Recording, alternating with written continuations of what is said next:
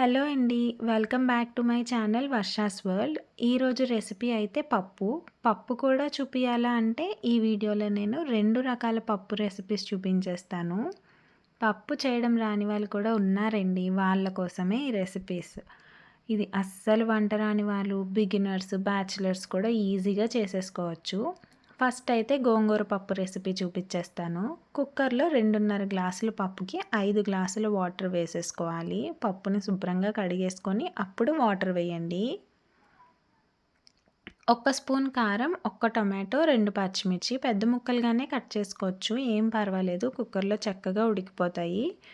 Cooker whistle పెట్టేసుకొని 3 విజిల్లు రానివ్వాలి.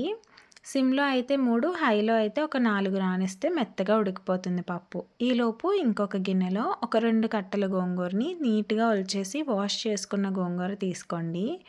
ఒక ఉల్లిపాయ, 2 పచ్చిమిర్చి, కొద్దిగా సాల్ట్ వేసి గోంగూరని ఉడికించుకోవాలి.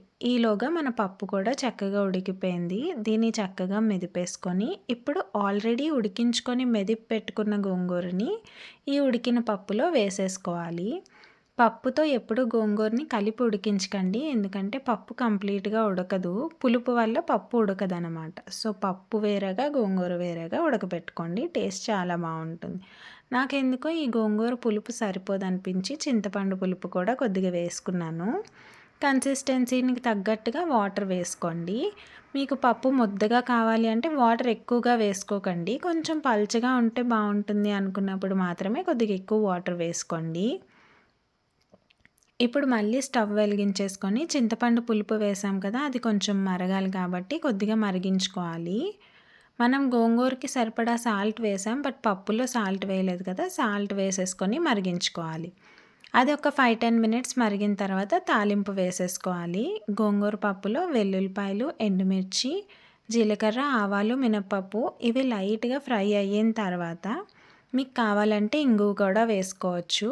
కొద్దిగా కరివేపాకు, ఇంకా ఆనియన్స్. గోంగూర పప్పుకి మటుకి తాలింపులో కూడా ఆనియన్స్ వేసుకుంటేనే బాగుంటుంది. ఆనియన్ మరీ ఎక్కువ ఫ్రై అవ్వక్కర్లేదు, కొద్దిగా ఫ్రై అయితే సరిపోతుంది. ఈ తాలింపునంతటిని పప్పులో వేసేసుకొని ఒక్క నిమిషం ఉంచి స్టవ్ ఆఫ్ చేసేసి వేడి వేడి అన్నంతో సర్వ్ చేసుకోండి. గోంగూర పప్పు రెడీ.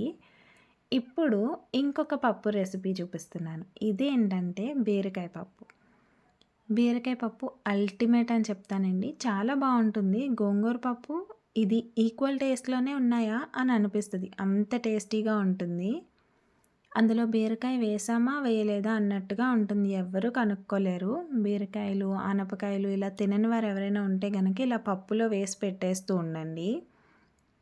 సేమ్ యాజ్ యూజువల్ మనం గోంగూరకి ఎలాగైతే పప్పు ఉడకబెట్టుకున్నామో అలాగే పప్పుని వాష్ చేసేసుకొని ఉడకబెట్టేసుకోవాలి. పసుపు, కారం వేసాను.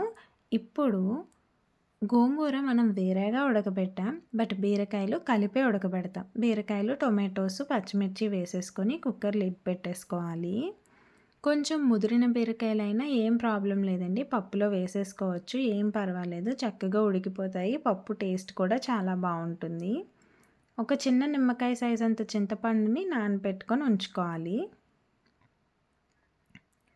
గోంగూర పప్పుకి గోంగూర పులుపు ఉంటే ఇంకా మనం ఎక్స్ట్రా పులుపు వేయక్కర్లేదు, బట్ బీరకాయ పప్పుకి మట్టుకి పులుపు వేసుకోవాలి. ఇలా చక్కగా ఉడికిపోయిన దాంట్లోకి మనం పప్పుని బాగా మెదిపేసుకొని అందులో ఆల్రెడీ నానపెట్టుకున్న చింతపండు తాలూకా వాటర్ ఉంటుంది కదా, ఆ వాటర్ వేసేసుకోవాలి. మీకు కావాలంటే కన్సిస్టెన్సీని తగ్గట్టుగా మళ్ళీ వాటర్ వేసుకోండి, లేదంటే వాటర్ వేసుకోవద్దు. ఆల్రెడీ చెప్పాను, మళ్ళీ చెప్తున్నాను, ఎందుకంటే పప్పు కొంచెం చల్లగా అయ్యాక ఇంకొద్దిగా ముద్దగా అయిపోతుంది.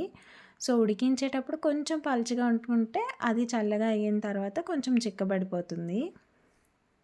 ఇప్పుడు ఇందులో టేస్ట్కి సరిపడా సాల్ట్ వేసేసుకొని మరిగించుకోవాలి. పులుపు వేసిన తర్వాత పప్పు ఖచ్చితంగా మరిగించుకోవాలి, అప్పుడే టేస్ట్ బాగుంటుంది. ఇలా మరిగిపోయిన తర్వాత తాలింపు వేసేసుకోవడమే. తాలింపు దినుసులు, వెల్లుల్లిపాయలు, ఎండుమిర్చి, కరివేపాకు వేసుకొని అది ఫ్రై అయిన తర్వాత ఇక్కడ నేను ఇంగువ వేసాను. ఇంగువ వేసుకుంటే పప్పు టేస్ట్ ఇంకా బాగుంటుంది. ఈ తాలింపు అంతా తీసుకెళ్ళి పప్పులో వేసేయడమే, ఇంకా వేరే సైడ్ డిష్ కూడా అవసరం లేదండి, అంత బాగుంటుంది. ఒకసారి ట్రై చేయండి.